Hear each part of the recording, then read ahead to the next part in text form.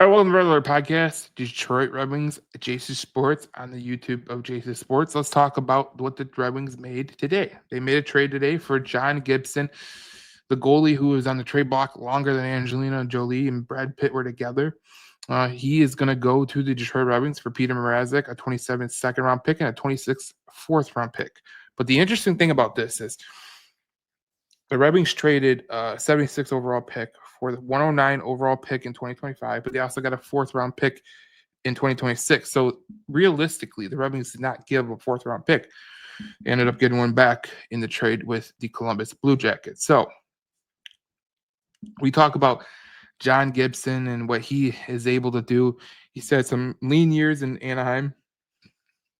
He said some tough years in Anaheim. Anaheim has been in a rebuild. They have a young goaltender in Lucas Dostal that they want to go to.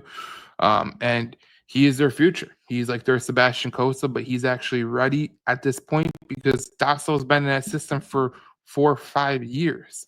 And look, a lot of people are going to look at this and they're going to go, okay, John Gibson, he isn't necessarily the greatest goalie in the world, blah, blah, blah, blah, blah. This was the full trade details. Obviously, we know Detroit got their fourth round pick back in the trade with Columbus, but they did give up a second round pick to get him. And the Peter Mrazek thing, I think that was just a trade for trade to match some salary around. But when you look at John Gibson, there's a couple of things that stand out. Last year was a good step in the right direction for John Gibson. He had great underlying numbers that a lot of people don't realize. He was 6th in goals saved above expected, 6th in save percentage above expected, 13th in wins above replacement, and 5th in high danger saves above expected. He only played in 29 games. This was his goals against average. His save percentage was 911, which is really good. 29 games. He did a good job, but it's, it's not like it's not like, this comes without question, right? John Gibson obviously comes with a little bit of question, but if you were to make it just a trade for trade about John Gibson and Peter Mrazek, this is where it comes down to goals saved above expected. Peter Mrazek had minus 14. It was the fourth worst in the NHL last year. And Mr. John Gibson, 15.3 goals saved above expected, which was 13th best in the NHL.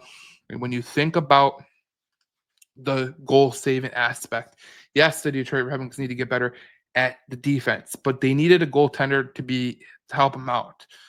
It seemed like in years past, they would have a goaltender who would be really good throughout the season.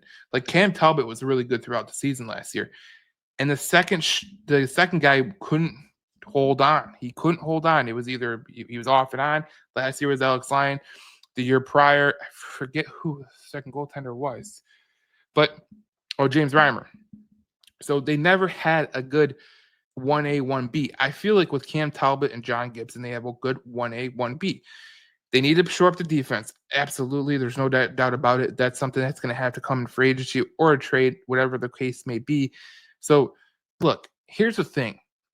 With John Gibson, if he plays 40 games and Talbot plays 40 games, I look at that as a win. Because it's very rare for teams to play goalies to play. There was only 5 goalies in the NHL that played 60 games last year. And then there was like 13 or something that played 50 games. So it's not out of the regular. It's, there's half the league has a guy that could play, 50 games. The Red Wings don't have that right now. And to save Gibson from getting injured, because he has seemed injured as of late, hopefully he could stay healthy. 40 games and 40 games would be pretty good for a tandem. And then maybe you bring up Cossa at some point next season, because I hear this a lot. People are like, why isn't Cossa ready? Like that's the prevailing thought. If you look around the NHL, how long do really goalies take? Goalies take 4 to 5 years to reach their potential. They really do. And if you talk to draft experts, if you talk to people who know goalies, it's very rare you get a goaltender who comes in the league under 3 years. I think Spencer Knight was pretty fast.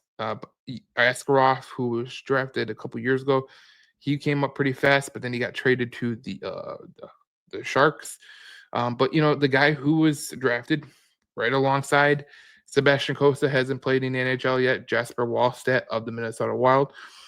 It's kind of like you have to assure these guys long, especially depending on the league that they play in. I feel like you draft a college goalie like Trey Augustine.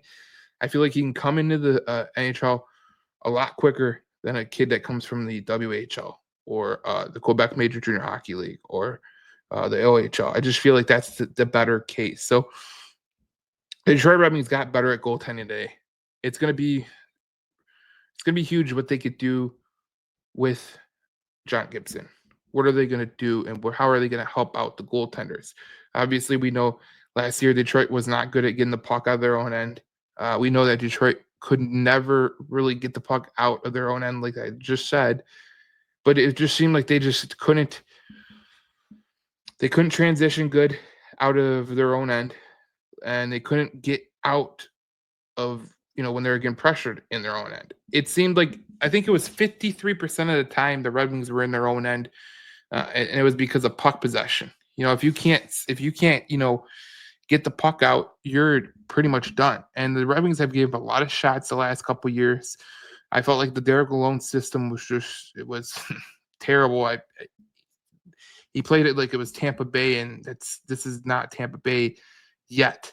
But this is a good trade for Yzerman because you got rid of one of the goalies who was one of the worst in goals saved above expected.